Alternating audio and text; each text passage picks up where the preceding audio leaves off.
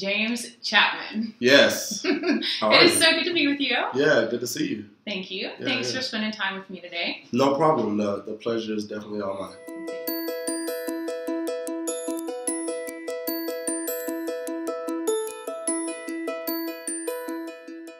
So I was thinking, can you believe it's been 10 years since we were in college and we were cheering each other on the volleyball and basketball court? That's right. Remember those days? I do remember that. You were awesome. Well, you at were awesome. volleyball, and I remember having my J Stollings jersey on and all of that kind of stuff. And I my think I had a couple headband. Chappy jerseys. Yeah. Is it okay if I call you Chappy? That's fine. So, I mean, you started you start up Change and Go. That's right. You are an author. Yep. You're out speaking, even on the TedX stage. That's right. I mean, just a couple little things out there. All these ventures you've been telling me about coming in the future. Yeah. So I'm curious, like, It's a wild what's the ride, journey yeah. been like for you, and what are the big lessons that you would share with other people to make their journey a little smoother? I think for me, the journey has just been, it's been really exciting. Yeah. It's been really tough. I take on a lot. You know, I take these blind leaps into these things of unknown where I don't really know exactly what they're going to lead into, but I know that I believe in them and I'm passionate about them. And so for me, it's just a lot of it is learning along the way and, you know, picking myself up and dusting myself off whenever I, you know, run into those types of issues, you know.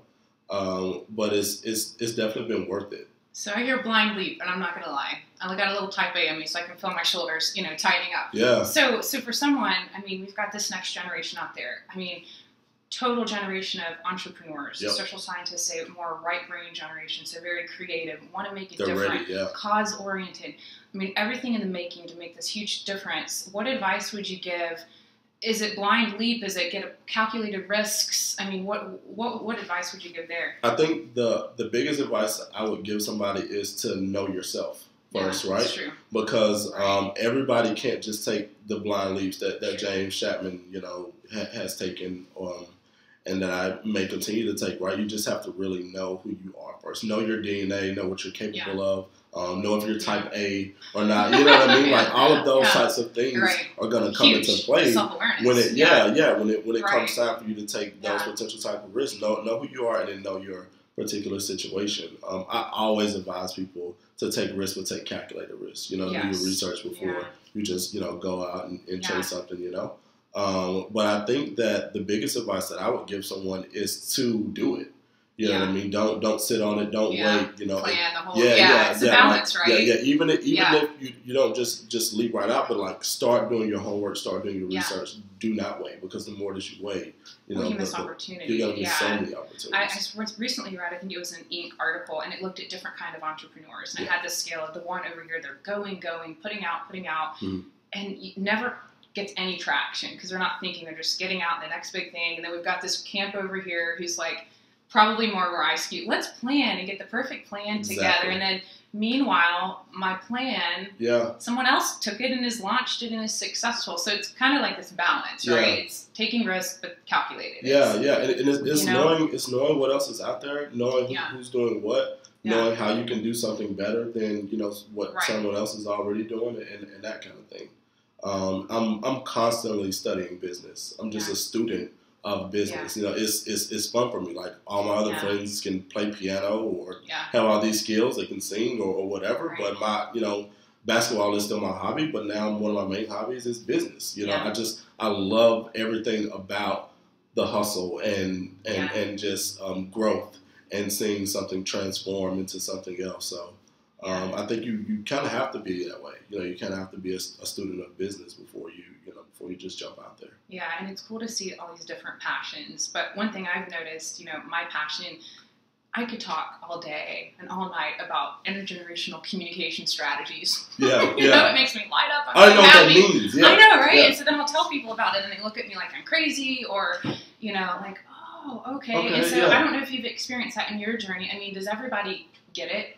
No, everyone doesn't get it. Everybody doesn't get. I think one of the main things that people don't get is the reason why I make so many sacrifices towards a startup opportunity. Right? I put countless amount of hours into things that I believe in, even if it's on a very small scale. And people just don't get that because they don't see the vision that you see, you know? Right. You have to be able to believe in something so much and visualize something so much that you know that it's going to take, you know, whatever sacrifice, and you're just willing to put it in there. And a lot of people just don't get it until they see it come into fruition, you know? Well, and that's an interesting thing. I mean, you think about social media and Facebook, and I mean, I'll watch come across my mini feed, and it's like all of these people and things, and it looks amazing. But what we often see the finished product, right? Yeah. We see the glossy, but there's a lot of hard work, grit, countless nights of missed sleep that go into these pieces. So so talk to me a little bit about hard work. It's I mean, business and starting up a business or going out on your own is going to be a flat out dogfight, and you got to be ready because this stuff will eat you alive if you're not. It can consume your money. It can consume your time. It can consume the relationships that you have with the people that you love. Right.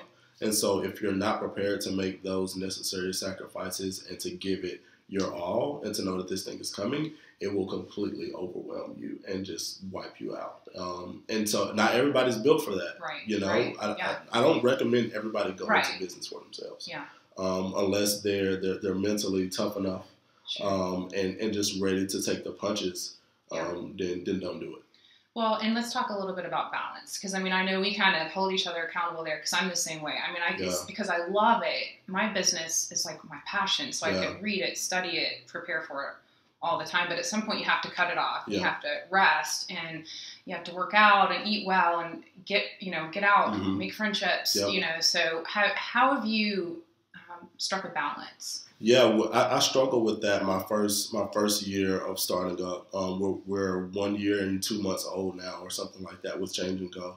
And I remember that first year I had no work-life balance. It was all work. I just put everything that I had into it. But I started to realize while I felt like I was being productive by doing it that way because I was putting in so many hours, I really wasn't, because I wasn't sharp. Right. I wasn't on my game. Can't think straight. You know what I mean? I needed to do other things to take my mind away from it for a little while and then come back with a fresh perspective. Yes. I needed to sleep for, more than 4 hours so that my brain could have the rest that it needed to come back and kick ass on the next, next day when I had a really tough day. Yeah. So I think that while, some of us feel like we don't need it, we have to almost make sure that it's mandatory that we somehow include it in what we're doing in our day-to-day, especially working out. Oh, what I mean? That's one of the key things. Yeah, and well, for me, I found it fuels ideas. Like, I'll go power walking, and I don't know what comes over me, but all these ideas start flowing, and so I'll have my Dragon Dictation app up, and I'm capturing them and multitasking. But, I mean, studies show moving, even if you're just on a treadmill and interacting with people and getting out, it's really good. Yeah. It's healthy. Yeah. So even naps. Yeah. It is crucial, and it is important to have that type of balance, and then even with family too, right? Oh, absolutely. I neglected some family stuff big time. My first year out, and I wish that I could get some of that time back that I missed out on with just going to my nephew's football games or my niece's volleyball games or whatever, because again, all that stuff gives you perspective. You start to realize who you're doing this for. But when you're not there and it's not in front of you, you can start kind of lose that perspective. Oh yeah, and you isolate, or you think, I think when you're alone too much, you start, the whole world is about me. The whole world revolves around me, And I always think about, start with the end in mind. Like when this journey called life is over, what is it that we want to look back and see? And I was reading an article recently on individuals who are in the hospice house, that in their final moments, and it wasn't that, I wish I would have worked or gotten this spreadsheet done. It was, I wish I would have gone to my nephew's game. So I think having that balance and priorities is so important. It's never really turned off. Yeah. The hustle is always going to be mandatory, but you still need the balance. Yeah, me too. I'm going to keep holding you accountable to that, Mr. There we Hustle. There we go. Yeah. All right. So what else? Any other words of encouragement, words of wisdom, lessons learned that you would want to share with the next generation, just to help make their journey a little smoother? One of the things that I really want to encourage them to know is that those people that they're looking up to, those successful multimillionaires, whoever they're following on Twitter right now, whoever they're, really aspiring to be like, they need to know that those people fart.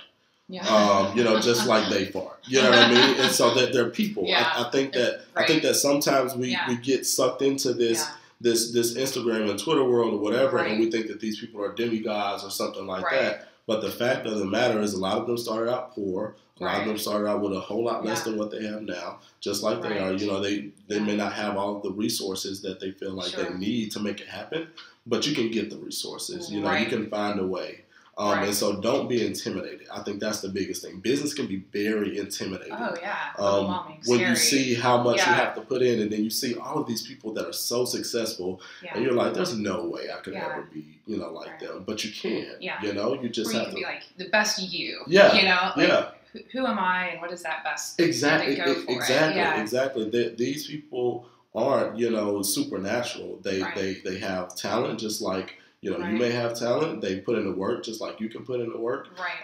And it just kind of goes from there. And so I think that that's the biggest thing that I want to encourage people to do, because I hear so often that, well, I don't feel like I can do it. I'm not as good as this person, or, I don't know where to start or whatever. Just start. Don't be so intimidated by your idea that you have.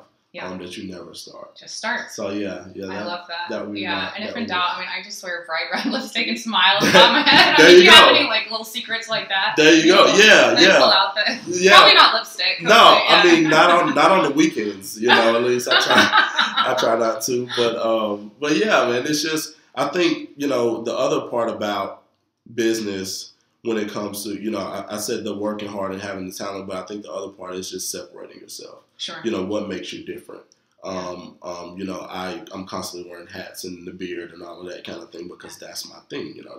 That's my brand. That's what makes me stick out. And we have to realize that we're a business. We're a brand, no matter what you're selling. So find a way to make you or your concept stick out. Realize that it's okay to be who I am. Yes. You know what I mean? I found myself getting sucked in to being a fan of so many different entrepreneurs that I follow or speakers that I follow, that I felt like I was starting to convert into their style and that kind of stuff. But that's not going to get it for me. You know what I mean? You have to be true to you. And people are going to be drawn towards we both speak, and I hope we can speak together sometime. Would that be fun? Yes, absolutely. Okay, let's set that up. Absolutely. But you look at read any book, it's that passion people are drawn towards, and you're going to truly have passion when it's something. When it's you, when it's something you believe in, it just shines. You cannot help. So my message is, don't ever quit shining. Shine you. Shine, the world needs that. Let your passion come out. Yes. You know what I mean? Whatever it is that your passion. And to be confident. And it's okay. Those people who are where they are right now that are successful, they did the exact same thing. They believed in themselves so much that they just went out there and they made the world adjust to them. And the thing is, it is okay. Not everybody's going to like it. Not everyone's going to love it. Not everyone's going to need it. You want to get that tribe of people who, they need what you have to offer, and you're supplying them with content, helpful information, tools and resources to be successful. So I think in this age of social media, we think, I need X amount of Twitter followers. No, you need a tribe of people who need what you have to be able to provide that. So, the followers will come. Yes. You know what I mean? You just keep being focus on and keep putting out your content and focus on those people who believe in you. You know what I mean? And that stuff will come as you continue to build a brand. It's a marathon. It's a journey. It is not overnight. No, it's not. And I think people want it so bad. And as much as I hustle every day, I still have patience. Right. You know what I mean? Like you can't get so frustrated. Like, well, I'm working so hard. Why doesn't it come already? Yeah. Well, it will. Just keep putting in the time. One step keep putting in the time. And mindset. Yeah. So, I think whoever has the most endurance wins, when it comes to this stuff.